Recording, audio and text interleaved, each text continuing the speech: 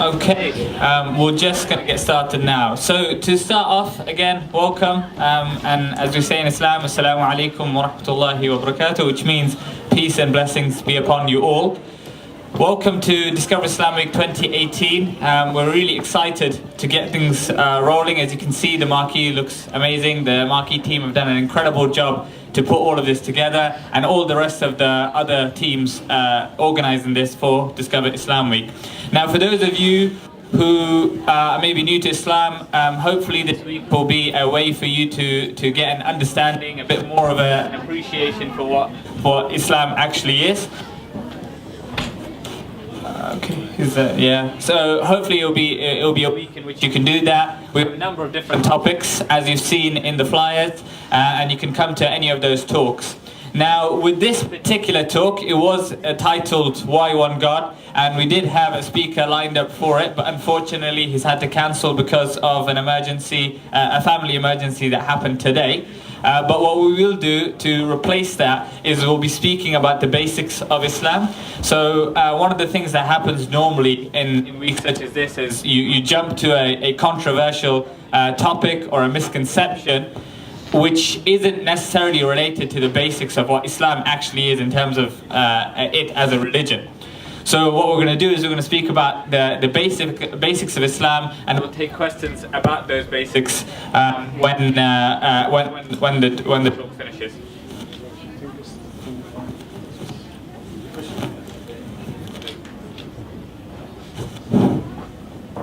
Is it working now? Yeah, okay. So what we'll do, as we customarily do with every single talk when we start, is we will start off with the recitation of the Quran, which is the holy book for Muslims and in Islam. So what we'll do is we'll recite it, you can hear the recitation, and the translation will be provided straight after.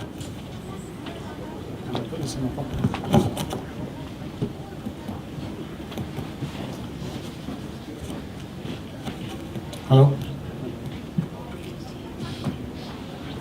Assalamu alaikum, peace be upon you all. My name is Ali. I'm just going to do a quick Quran recitation before we start the talk today. أعوذ بالله من الشيطان الرجيم فاطر السماوات والأرض جعل لكم من أنفسكم أزواجا ومن الأنعام أزواجا يذرأكم فيه ليس كمثله شيء وهو السميع البصير له مقاليد السماوات والأرض يبسط الرزق لمن يشاء ويقدر إنه بكل شيء عليم صدق الله العظيم. Alright, I'm just going to read the translation of what I just read. The first verse that I read is talking about Allah. It says, He is the creator of the heavens and the earth. He has made for you from yourselves mates, and among the cattle mates. He multiplies you thereby. There is nothing like unto Him, and He is the hearing, the seeing. The second verse that I read was also about Allah, and it says, To Him belong the keys of the heavens and the earth. He extends provision for whom He wills and restricts it. Indeed, He is of all things knowing. Thank you very much for listening.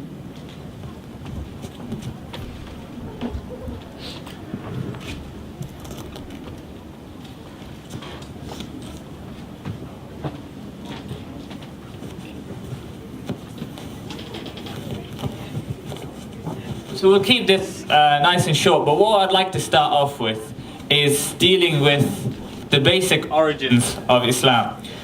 I know quite a few of the audience here are Muslims, and maybe you'd know about this already, but can anyone tell me when Islam was founded, or what you think, when you think Islam was founded? Show of hands. I know it's cold, but any volunteers?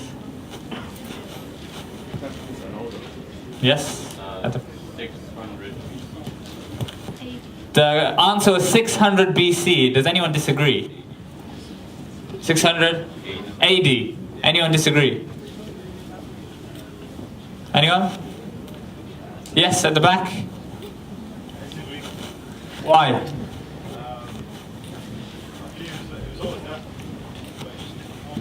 Okay, so the answer was it was always there, but in different forms.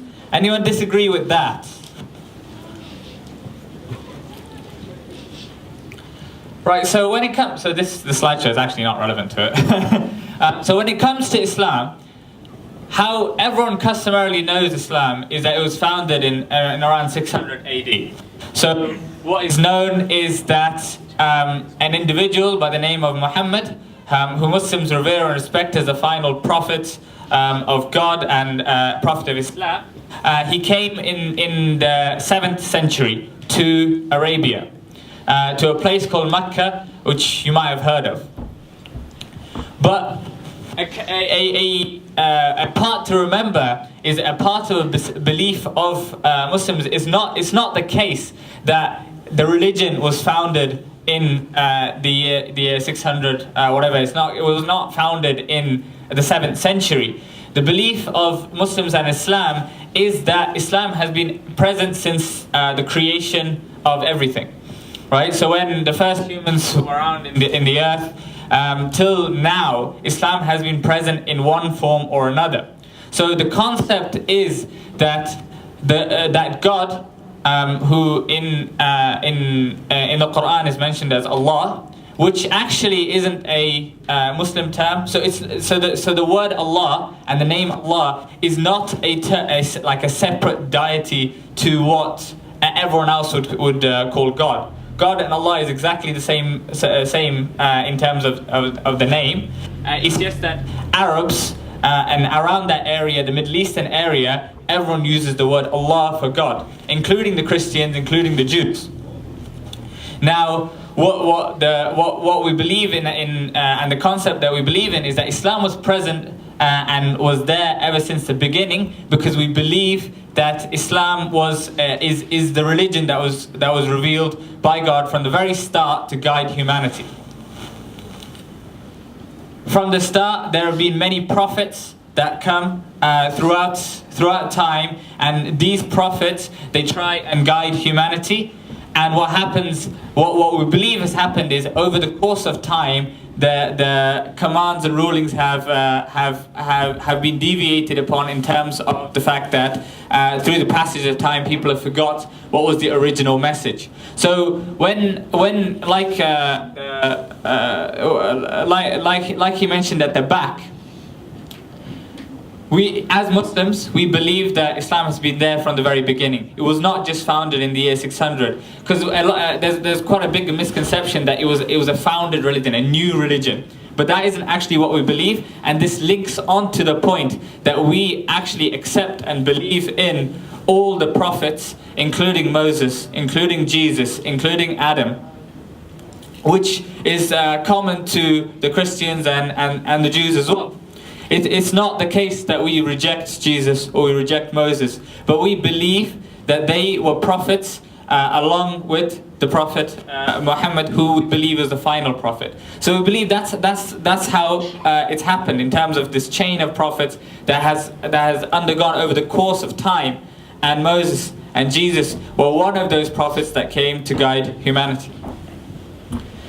And to go back to the 7th century, so we believe that Islam in its current form was revived by the final prophet, Prophet Muhammad, in the 7th century in a place called Mecca, which again you might have heard of. And then from there, Islam expanded and spread throughout Arabia, throughout Northern Africa, through the Middle East, the Levant, Persia, and then it spread throughout the world from there.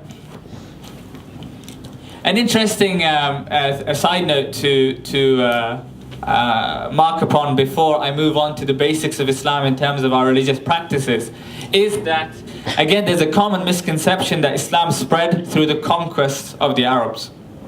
If you look in history, you can see that the conquest of the Arabs in terms of what is known as the Rashidun Caliphate, throughout the early portion of Islamic history, you see that there's been conquest in terms of Egypt, Northern Africa, Persia, and various other regions, and people assumed that this was a way this was a method they took to spread Islam. This was a method they took to enforce Islam upon the people of various neighboring regions. However, that's not actually the case. If you look at an interesting statistic, if you look in history, if you look at around Syria and the Levant region, the majority population of that region did not become Muslim until around 600 years after the Arab conquests. That just shows that it wasn't the case that when the Muslims conquered, they didn't put a sword to everyone's throats and said to them, "Look, you have to convert, or we're going to kill you." That's just one example, and it's exactly the same in Persia. It's exactly the same in Northern Africa, and it's exactly the same even in Arabia. The Christians, the Jews, the pagans, they were all there living peacefully with the Muslims in the various regions without being forcefully converted. I'll move on to the basics of Islam. And in terms of our religious practices, the basics of Islam is that we follow the 5 pillars, which you might have heard maybe through your secondary education, depending on where you were educated. But the basics of Islam is the 5 pillars.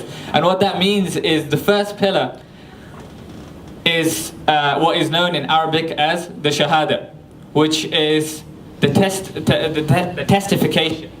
And what that means what that is in Arabic is Ashhadu an la ilaha illallah wa ashhadu anna Muhammadan Rasulullah, which means in English I bear witness that there is no God but Allah, and I bear witness that the final prophet is Muhammad.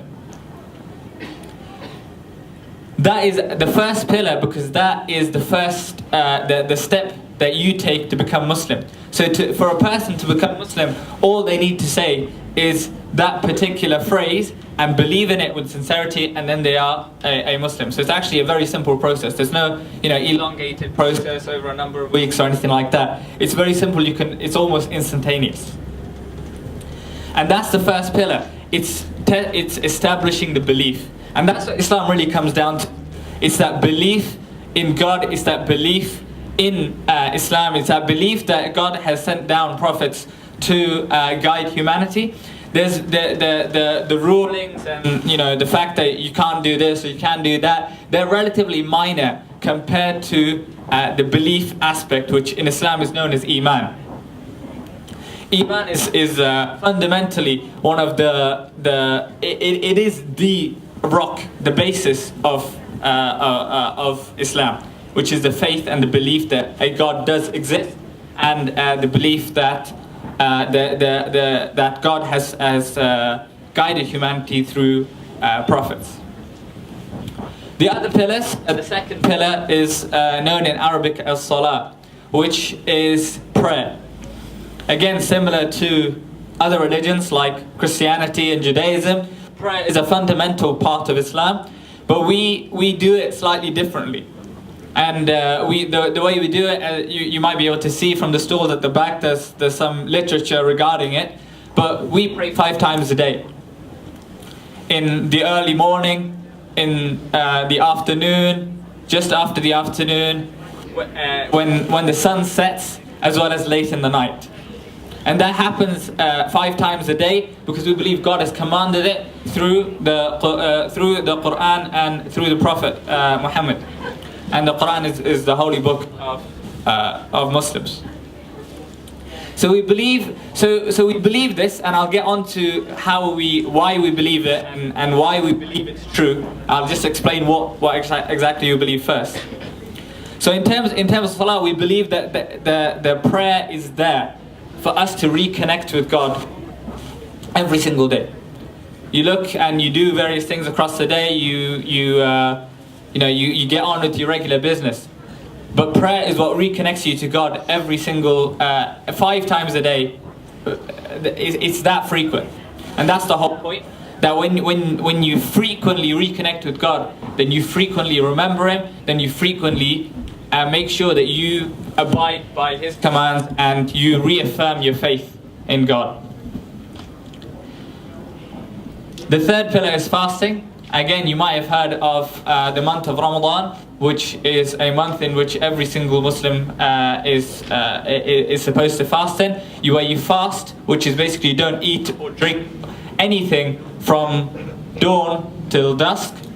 That happens every year according to the lunar calendar, and this year it's going to happen around May 16th onwards.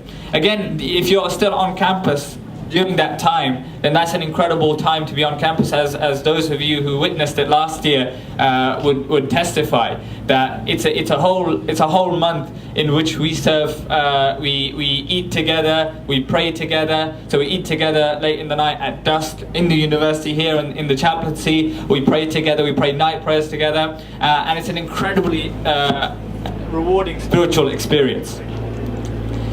Fasting during the month of Ramadan is compulsory upon any Muslim. It's one of the pillars of faith. It's one of the pillars that you are required to do to be Muslim. Again, the whole point of it, as it's mentioned in the Quran, is for you to gain consciousness of God. So you fast and you stop yourself from eating or drinking, because the whole point is that when you stop yourself eating or drinking, you're doing that for the sake of God. And whenever you see some food, whenever you see some water, and you stop yourself from eating or drinking it, then you realize, hang on, this is the reason I'm doing it is actually because God has told me not to. The fourth is zakat, which again you might have heard of. It's the compulsory charity that all Muslims have to give. It's 2.5% of your savings, which is what you save over the course of 1 year. That again is quite an incredible pillar. The reason it's incredible is because if you actually look at it, if everyone gave 2.5% of their savings, then a lot of the poverty that we have here in the world would be reduced. 2.5% of a lot of people's saving is a huge amount of money, but 2.5% of someone who's struggling is not a lot. If someone doesn't have savings, they don't have to give zakat. If someone doesn't have a threshold of savings, then that 2.5% doesn't apply to them. So it applies in a way that it's fair for every single person, and also it's enough such that the poverty within a particular area can be reduced. In Islam, it's also encouraged that the charity that is given, the zakat, is given in the area that charity was taken from. So if you live in a particular area, like you live in Birmingham, and you give your zakat, then it's encouraged that money is spent to help the poor in that particular area. And that money cannot be used for anything else. It has to be used for serving the poor. It can be in other areas, but generally there's a condition, there's around 7-8 conditions for who can receive that kind of money, and it's normally the most destitute people. And the final pillar is Hajj. And Hajj is an Arabic term for the pilgrimage that a Muslim makes when they go to Mecca to visit the Kaaba, which is a house in Mecca, in the center of the mosque there, the main mosque in Mecca, which is called Masjid al-Haram. The pilgrimage is similar again to the pilgrimages which I talked about in Christianity and Judaism, in which Christians would make a pilgrimage to Jerusalem, or I think Judaism there's similar sort of pilgrimages, and Islam, it is similar, but it's different in the fact that we go to Mecca, and also it's a compulsory part of faith that you do go if you're able to do so. So if you have the money, if you have the resources to go, if you have the ability in terms of you don't have the responsibilities here, then it is compulsory for you to go. But if there's something stopping you, if there's an issue, if you don't have the money, then that isn't held against you. And how the pilgrimage works is you go to Mecca, you perform several different actions, and then as part of that sequence, once that is finished, then hopefully then your pilgrimage is accepted. That essentially is a very quick summary of the 5 pillars of Islam, the basic tenets of our faith. And what I'd like to go to from that is kind of why we believe these things. Maybe they're a bit random. Maybe you think, okay, right, like there's no context to it. Why do we even care about it? Why are there even more than 1 billion Muslims across the world? Is it just a case that we inherit it from our parents and it's just a ritualistic aspect? Well, not really.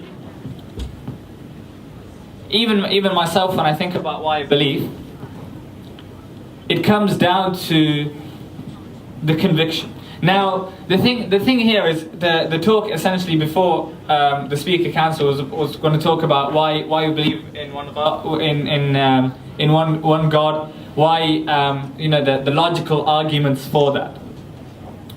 But what I'd like to mention here is, again, disregarding the kind of there is a logical aspect to it, but in the end, when it comes to Islam, it is about faith. It's about, there will always be a case when you'll have to make a leap of faith. You inspect the signs across the world, which is mentioned in various holy books. You look at the signs, you look at what's around you, you look at what you reflect on that. And you look at the signs and you think about it and you see, okay, maybe there's some sort of correlation here. Maybe there's some sort of higher power. Maybe there's something out there that I can't quite explain. And once you look at that, once you look at the evidences, once you look at the Quran, what Islam is all about, then you get to a stage where that jump, that leap of faith is very small. But whatever the case is, there will always be a small jump, because if it was fully logical, if it could be proved like a maths formula, then there would be no way that no one would believe. I mean, everyone would become Muslim, because again, it's just a formula that you just follow through. But that's not the case. There will always be a small jump, a leap of faith, where you have to believe in something which you have seen the signs for, but maybe you don't 100% can comprehend. And in terms of why we believe, if you look, again, one of the main misconceptions, or one of the questions that people normally have when it comes to Islam is, how do you know it's all true? How do you know that this Quran that you follow, how do you know it's not been changed? How do you know it's not been written by the people? How do you know that the Prophet that you claim didn't write it himself? And these topics are actually they are responded to and talked about in our other various talks that we have for Discover Islam Week. But I'll just briefly mention that when it comes to the Quran and the authenticity of the Quran, and the fact that how we know that it was not created. It was not created by a particular individual. He didn't write it himself or anything like that. How we know that is through actually the traditions of that time, on how the Quran, our holy book, was transmitted. One thing you can look at is, if you look at the university here, when they came out with the Quran manuscript, when they came out with a few pages of the Quran from the 7th century, if you looked at the verses then, they are exactly the same as the verses now in the Quran. Exactly the same. The Quran that we all recite and we read and we take a look at, they're exactly the same, which is incredible. 1,300 years and not a change. If you go to Istanbul and you look at some of the museums there, they actually have copies of the Quran written down from very, very early. I think I'm not sure about the exact dates. I think it's the 8th, 9th century, and they are exactly the same as the current Quran that we recite right now and we read right now. If you also look, so one of the statements that are made is that when it comes to the Quran, it wasn't written down until after the Prophet's death. It wasn't written down, right? But if you look at the actual traditions of the Arabs, and you look at how the Quran was transmitted, it was transmitted orally, verbally. Now you might think, okay, people are going to make mistakes. But the way it was done is, in the Arabs at that time had a tradition, because 95% of them couldn't read or write. They memorized everything. Their memory was incredible. And you can actually see that still taking place today, where you have over 1 million Muslims across the world that have memorized the Quran from beginning to finish in Arabic. Exactly the same as it was 1,400 years ago. And even in this room here, you'll find those individuals that can just recite it from the start to the finish, all 600-ish pages.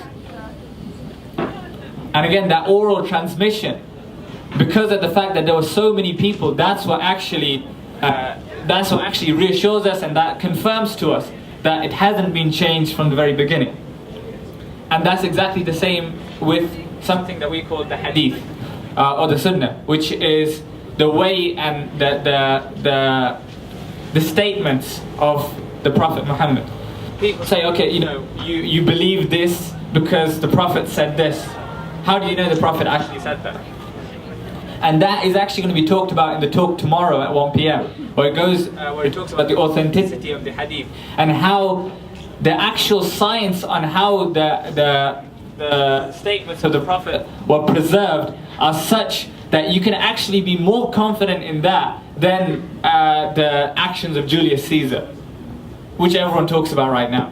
Everyone accepts that Julius Caesar exists. Everyone accepts the actions that he did in the early Roman Empire, but the statements of the Prophet have been preserved to the extent with the science so watertight that we can actually be more confident in the preservation of those statements than we can of the actions of Julius Caesar. And this will be gone into more detail in tomorrow's talk at 1 p.m.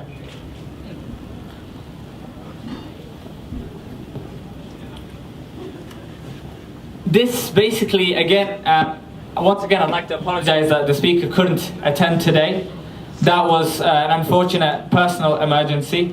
And I hope that this kind of gave you a little bit of an introduction to Islam. We will take a few questions at the end, and we will serve food straight after. But what I would like to reaffirm is that the rest of the talks are going ahead. We have speakers coming down for them, very qualified speakers. Tomorrow's talk, again, like I mentioned, is about the authenticity of the statements of the Prophet. And at 6 p.m. tomorrow, which is not going to be in the market, it's going to be in Arts Main Lecture Theatre, we're having a talk about jihad, which is religious war in Islam. What does that actually mean? Or the literal translation is struggle. What does that actually mean? Everyone has, the media has kind of hijacked it, jihadists, terrorists. What does that actually mean in Islam? And the talk is titled Muhammad's War and Peace, which is a bit of a play on words on the book War and Peace. And that's happening at 6 p.m. Again, very qualified speakers will be coming to speak about that tomorrow, 6 p.m. Wednesday, again, you can see from our leaflets that we have various other talks. Again, on Thursday we have the timelessness of the Quran, which will talk more about how the Quran was preserved, how we know it's the truth. So these topics will be delved into more detail over the course of the rest of the week. So we'd encourage all of you to come and attend for that. Again, once again, I'd like to apologize. Obviously, the speaker that you expected didn't manage to attend. Thank you so much for listening. Thank you so much for listening so attentively. And we'll take questions now, if anyone has any.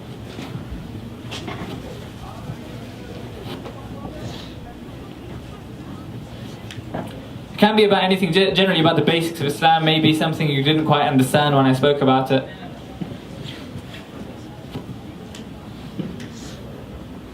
Yeah, go ahead. What does Islam mean? Islam means submission to God. Generally, the word, the root word of salama in Arabic, and Islam as a word, it means submission to God. And Muslim is a person who submits to God, and then we submit to His will. So we submit to His commands, submit to what we should, submit to what we should and should not do. And that's essentially what Islam means.